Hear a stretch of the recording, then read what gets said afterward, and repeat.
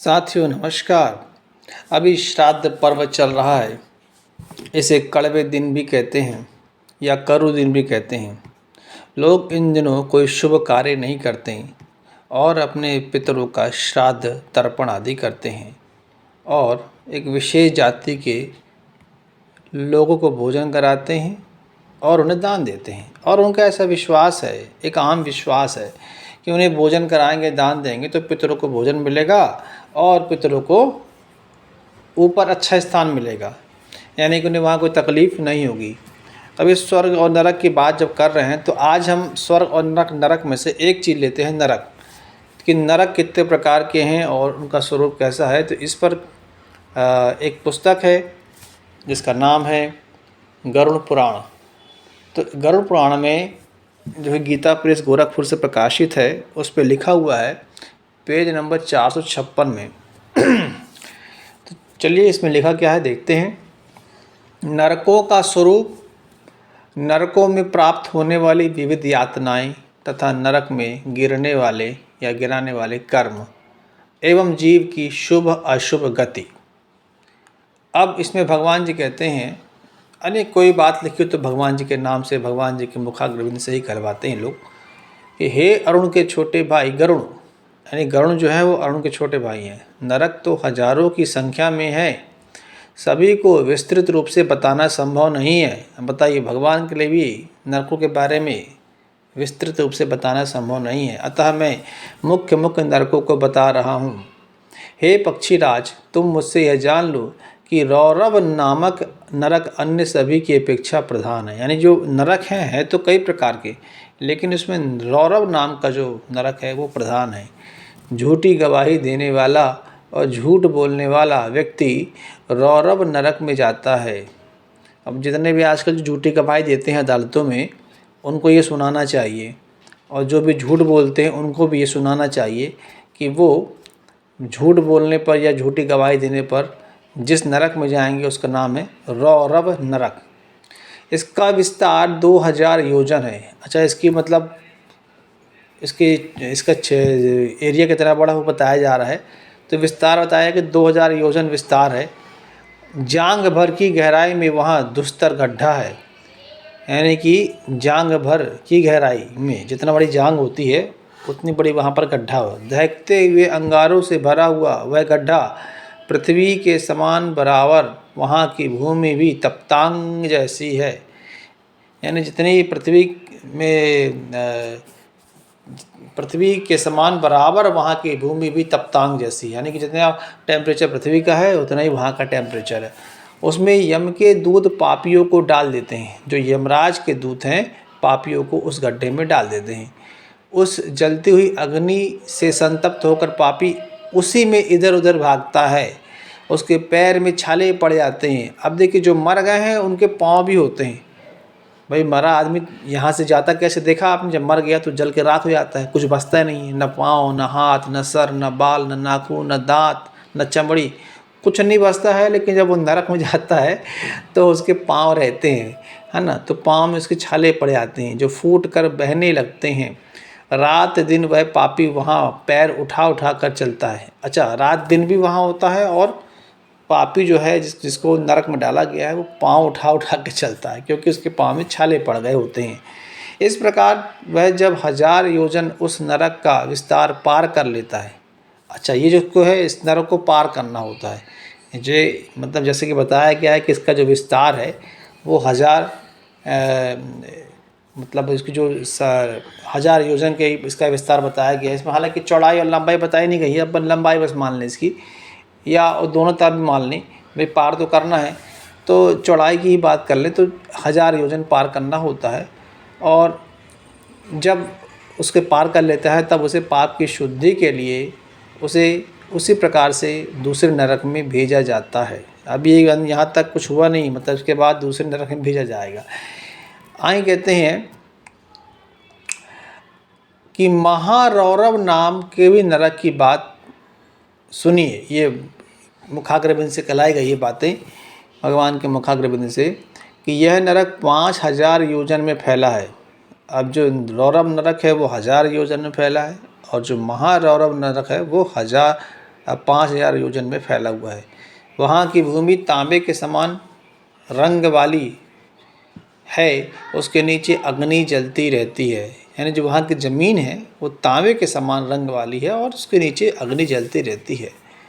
वह भूमि विद्युत प्रभा के समान कांतिमान है। जैसे बिजली की चमक होती है वैसे वो भी चमकती है भूमि। देखने में वह पापी जनों को महाभयंकर प्रतीत होती है। यमदूत पापी व्यक्ति के हाथ पैर बांधकर उसे उसी में लुढ़का देते हैं।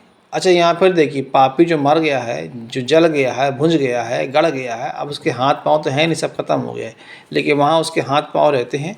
तो यमदूत उसके हाथ पाँव बांध देते हैं और उसी ज़मीन पर उसको लुढ़का देते हैं और लुढ़कता हुआ उसमें चलता है।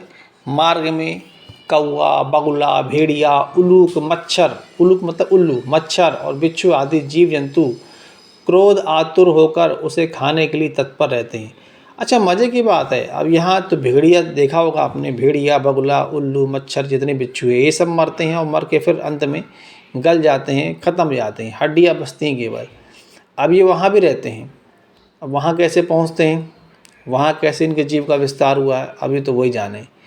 तो अब आगे बढ़ते हैं कि वह उस जलती हुई भूमि पर भयंकर जीव जंतुओं के आक्रमण से इतना प्रताड़ित यानी संतप्त हो जाता है कि उसकी बुद्धि ही भ्रष्ट हो जाती है। वह घबराकर चिल्लाने लगता है तथा बार बार उस कष्ट से बेचैन हो उठता है। उसको वहाँ कहीं पर भी शांति नहीं प्राप्त होती है। इस प्रकार उस नरक लोक के कष्ट को भोगते हुए पापी के जब हजारों वर्ष बीत जाते हैं तब कहीं जाकर मुक्ति प्राप्त होती है। अब हज़ारों में कितने हज़ार है, 1000 है, 2000 है, 5000 है, ऐसा कुछ है नहीं, हजारों वर्ष यानी अनगिनत है। जब ये वर्ष बीत जाएंगे तब जाके उसको मुक्ति प्राप्त होती है। अब आगे कहते हैं कि इसके बाद जो नरक आता है उसका नाम है अतिशीत। अब देखिए, तीसरा नरक आ गया अतिशीत। वह स्वभावतः अत्यंत शीतल है, मतलब शीत है मतलब ठंडा है। महारौरव नरक के समान ही उसका विस्तार भी बहुत लंबा है। जितना बड़ा मान लीजिए महारौरव नरक है 5000 योजन का, लगभग इतना बड़ा ही महाशीत नरक भी है। अब आए कहते हैं कि वह गहन अंधकार से व्याप्त है, बहुत ज़्यादा अंधकार रहता है। असह्य कष्ट देने वाले यमदूतों के द्वारा पापी जन लाकर यहाँ बांध दिए जाते हैं। अतः वे एक दूसरे का आलिंगन करके वहाँ की भयंकर ठंड से बचने का प्रयास करते हैं।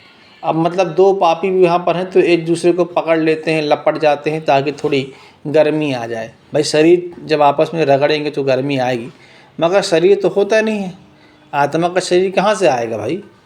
अब ये मानते हैं कि मर गया आदमी राख हो गया या गला दिए तो गल गया, खाक हो गया। अब वो तो उसकी आत्मा मानते हैं कि आत्मा जाती है ऊपर नरक में, स्वर्ग में, तो आत्मा का शरीर तो होता नहीं। तो भैया आपस में शरीर का आलिंगन कैसे करेंगे। चलिए देखते हैं फिर भी कि वहाँ की भयंकर ठंड से बचने का प्रयास करते हैं। उनके दांतों में कटकटाहट होने लगती है। आगे कहते हैं कि हे पक्षीराज, उनका शरीर वहाँ की उस ठंड से कांपने लगता है। अब शरीर कांप रहा है, मतलब आत्मा के भी शरीर हो जाता है वहाँ पर। वहाँ भूख प्यास बहुत अधिक लगती है। अच्छा, अब शरीर है तो कष्ट किसको है, शरीर है कि आत्मा कष्ट है, किसको कष्ट हो रहा है। अब वहाँ शरीर तो होता नहीं, फिर शरीर आ भी गया तो कष्ट किसको हो रहा है, शरीर को कि आत्मा को, बताओ तो चलो वहाँ भूख प्यास बहुत अधिक लगती है। अब जब शरीर होगा तभी तो भूख लगेगी और प्यास लगेगी। आत्माओं कहे कि भूख, कहे कि प्यास। इसके अतिरिक्त भी अनेक कष्टों का सामना वहाँ करना पड़ता है। वहाँ हिमखंड का वहन करने वाली वायु चलती है जो शरीर की हड्डियों को तोड़ देती है। यानी बहुत ठंडी हवा चलती है जो शरीर की हड्डियों को तोड़ देती है। अब हवा भी चलती है, मतलब वहाँ हवा है, जैसे यहाँ हवा है धरती में, वैसे वहाँ नरक में भी हवा है। और कौन से नरक में, अति शीत नरक में। अब आगे कहते हैं कि प्राणी भूख से त्रस्त होकर मज्जा, रक्त और गल रही हड्डियों को खाते हैं। अच्छा, वहाँ मज्जा भी है, रक्त भी है और गल रही हड्डियाँ, मतलब जैसे कि वहाँ पर लोगों के शरीर मरे पड़े हो, वो शरीर है तो उसमें से रक्त निकल रहा है, उसमें मज्जा निकल रहा है, उसमें हड्डियों को खा रहे हैं, हड्डियाँ भी वहाँ पर हैं। अरे मरने के बाद तो हड्डियाँ यहीं रह जाती हैं भैया, हड्डियाँ वहाँ कैसे पहुँच जाएंगी। तो परस्पर भेंट होने पर भी वे सभी पापी एक दूसरे का आलिंगन कर भ्रमण करते रहते हैं। इस प्रकार उस तमसावृत नरक में यानी कि तामस युक्त नरक में मनुष्य को बहुत से कष्ट झेलने पड़ते हैं। हे पक्षी श्रेष्ठ, जो व्यक्ति अन्यांश असंख्य पाप करता है वह इस नरक में अतिरिक्त निकृंतन नाम से प्रसिद्ध दूसरे नरकों में जाता है, दूसरे नरक में जाता है। यानी कि अब जो बहुत पाप किया है उसकी तो मुक्ति यहाँ भी नहीं होगी, उसको अगले नरक में जाना पड़ेगा जिसका नाम है निकृंतन। वाह, बहुत बढ़िया। तो हे खगेंद्र, खगेंद्र मतलब होता है गरुड़, वहाँ अनवरत कुंभकार के चक्र के समान चक्र चलते रहते हैं, जिनके ऊपर पापी जनों को खड़ा करके यम के अनुचर अर्थात यम के दूत या यम के सैनिक सिपाही द्वारा अंगुली में स्थित काल सूत्र से उनके शरीर को पैर से लेकर शिरोभाग तक छेदा जाता है। अच्छा, पूरे शरीर वहाँ छेद रहे हैं, फिर भी उनका प्राणांत नहीं होता है। अच्छा, प्राण नहीं होता है मतलब प्राण का अंत नहीं होगा, नहीं वहाँ प्राण रहते हैं। अरे कमाल की बात है, प्राण रहते हैं तो यहाँ आदमी मरता है को, प्राण चले जाते हैं तब तो मरा कहलाया। अब वहाँ भी प्राण चले गए, वहाँ भी प्राण हो गए, वहाँ भी प्राण का प्रादुर्भाव हो गया। बहुत बढ़िया। इसमें शरीर के सैकड़ों भाग टूट टूट कर छिन्न भिन्न हो जाते हैं और पुनः इकट्ठे हो जाते हैं। अब बार बार जब शरीर टूटेगा फिर इकट्ठा हो जाएगा, ठीक है ना भाई। नरक का नाम क्या? निकृंतन। इस प्रकार यमदूत पाप कर्मियों को वहाँ हजारों वर्ष तक चक्कर लगवाते रहते हैं। जब सभी पापों का विनाश हो जाता है तब कहीं जाकर उन्हें उस नरक से मुक्ति प्राप्त होती है। एक बात बताइए, अब वहाँ वो टूट टूट के छिन्न भिन्न हो रहे हैं, उनके शरीर में छेद किए जा रहे हैं, तो इससे उनके पाप नष्ट कैसे हो जाएंगे? मतलब है क्या गणित भाई? किसी को वहाँ कष्ट दे रहे हो आप तो कह रहे हो पाप नष्ट हो जाएंगे। पाप कैसे नष्ट हो जाएंगे? क्या किसी को कष्ट देने से पाप नष्ट होते हैं? चलिए, अब ये कोई फिलॉसफी है। अब आगे बढ़ते हैं। अप्रतिष्ठ नाम का एक अन्य नरक है। वहाँ जाने वाले प्राणी असह्य दुख भोगते हैं। वहाँ पाप कर्मियों के दुख के हेतु भूत चक्र और रहट लगे रहते हैं। जब तक हजारों वर्ष पूरे नहीं हो जाते तब तक वह रुकता नहीं। जो लोग उस चक्र पर बांधे जाते हैं वे जल की घट की भांति उस पर घूमते रहते हैं, पुनः रक्त का भवन करते हैं मतलब उल्टी करते हैं, और उनकी आंतें मुख की ओर आ जाती हैं और नेत्र आंतों में घुस जाते हैं। प्राणियों को वहाँ जो दुख प्राप्त होते हैं वे बड़े कष्टकारी हैं। अब आगे कहते हैं कि हे गरुड़, अब असीपत्रवन नामक दूसरे नरक के विषय में सुनो। अरे नरकों की संख्या तो बहुत है भाई। तो आगे क्या कहते हैं कि यह नरक 1000 योजन में फैला हुआ है, यानी इसका साइज अब छोटा हो गया। भले पहले वाले तो 5000 साइज कहते हैं, इसका साइज छोटा हो गया। इसकी संपूर्ण भूमि अग्नि से व्याप्त होने के कारण अहर्निश जलती रहती है। अहर्निश जलना मतलब होता है मतलब बिना रुके, अनवरत। अब चूँकि पूरी भूमि पर अग्नि है तो जलती रहती है वो। इस भयंकर नरक में 7 सूर्य अपनी सहस्त्र यानी हजार हजार रश्मियों के साथ सदैव तपते रहते हैं। अब 7 सूर्य हो गए, बताइए। वहाँ 7 सूर्य की क्या है, वहाँ पर उनकी रश्मियाँ रहती हैं और भी हजारों हजारों की संख्या में, यानी किरणें, जिनके संताप से वहाँ के पापी हर क्षण जलते ही रहते हैं। इसी नरक के मध्य 1/4 भाग में शीतस्निग्ध पत्र, शीतस्निग्ध पत्र नाम का वन है जो हे परीक्षी श्रेष्ठ, उसमें वृक्षों से टूटकर गिरे फल और पत्तों के ढेर लगे रहते हैं।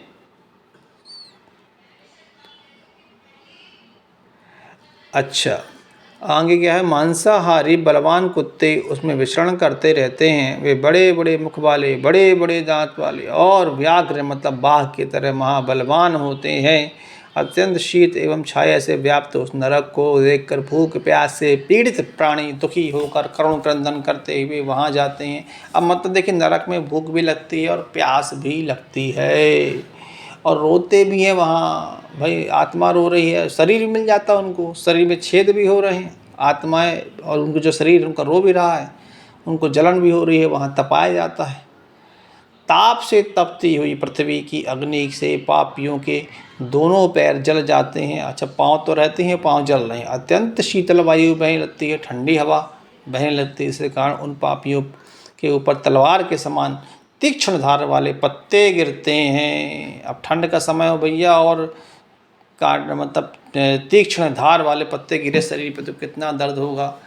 जलते हुए अग्नि समूह से युक्त भूमि में पापी जन छिन्न भिन्न होकर गिरते हैं। उसी समय वहाँ के रहने वाले कुत्तों का आक्रमण भी उन पापियों पर होने लगता है। अब भाई शरीर में थोड़ा भी घाव बना, चोट लगी तो कुत्ते आक्रमण कर दिए। शीघ्र ही वे कुत्ते रोते हुए उन पापियों के शरीर के मांस को खंड खंड करके खा जाते हैं। अब बताइए कितने नरक, अभी नरकों का वर्णन चलेगा दोस्तों। अभी मैंने इतने नरक बताए हैं, आगे और भी नरक हैं। अब वहाँ देखिए कुत्ता भी जो है मांस नोच खा रहा है, कुत्ता वहाँ रोता भी है। बताइए मतलब ये कुत्ते वहाँ पहुँचे कैसे, ये हमको समझ में नहीं आया। पर नरक की बातें हैं और पुराणों की बातें हैं, कथाएँ हैं, मान्यताएँ हैं। लेकिन कुछ भी हो, ये कथाएँ हैं तो बड़ी आनंद आई। और इन कथाओं का एक अच्छा फ़ायदा ये मुझे समझ में आता है कि लोगों को जो डर है नरक के नाम से या नरक में मिलने वाली प्रताड़ना और तकलीफ़ के नाम से, जो उनकी दृष्टि है इसमें, उनकी जो भावना है, उनका जो विश्वास है, कम से कम इसकी वजह से कुछ लोग तो पाप करने से बचते होंगे या दूसरों को पीड़ा देने से बचते होंगे, अत्याचार करने से बचते होंगे। अब बचते हैं नहीं बचते तो समाज जाने, पर शायद इसीलिए ऐसा कुछ लिखा गया हो कि लोग पाप ना करें, बुरे काम ना करें। लेकिन जो भी हो, मेरा तो काम है बस इन कथाओं को आपके सामने प्रस्तुत करना। इनके क्या अर्थ लेंगे आप, एक को सही मानेंगे, झूठ मानेंगे, गलत मानेंगे, अच्छा मानेंगे, बुरा मानेंगे, ये तो आपको देखना है। धन्यवाद।